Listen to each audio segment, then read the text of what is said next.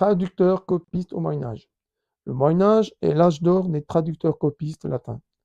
Détentrice du monopole absolu de l'enseignement et de l'écriture, l'Église ordonna, fabriqua et institutionnalisa une culture essentiellement religieuse basée sur la liturgie, l'hagiographie, la démonologie et l'angiologie. L'Église est la seule institution européenne qui imposa sa loi et son autorité pendant des siècles. Pierre le Vénérable, XIIe siècle, est le promoteur des traducteurs copistes et de la contre-culture dans toute la chrétienté. Du IXe au XVIe siècle, des centaines de traducteurs copistes dans toute la chrétienté furent sollicités. Ils se sont mis à récupérer, traduire, copier et commenter en version latine et grecque toutes les œuvres scientifiques, littéraires, théologiques, artistiques des savants et penseurs adeptes du Coran, sans oublier la source de leurs pensées, le Coran lui-même.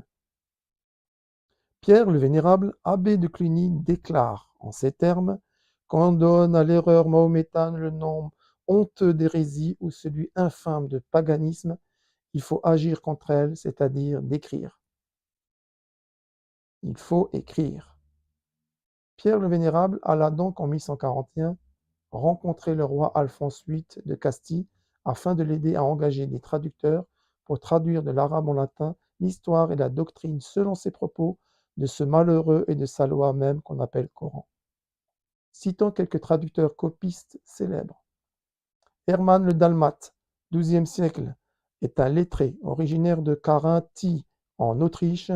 Il se rendit en Espagne où il apprit l'arabe et devint un traducteur émérite en latin d'ouvrages scientifiques perso numides. Robert de Chester, XIIe siècle, prêtre et diplomate anglais, apprit l'arabe en Espagne et traduit en latin de nombreux ouvrages scientifiques et la première traduction du Coran. Gérard de Crémone, XIIe siècle, fut sans contexte l'un des traducteurs médiévaux le plus célèbre et le plus prolifique de textes médicaux et scientifiques des savants perso numides. Chef de file des traducteurs, ses travaux eurent une influence considérable dans toute la chrétienté pendant des siècles.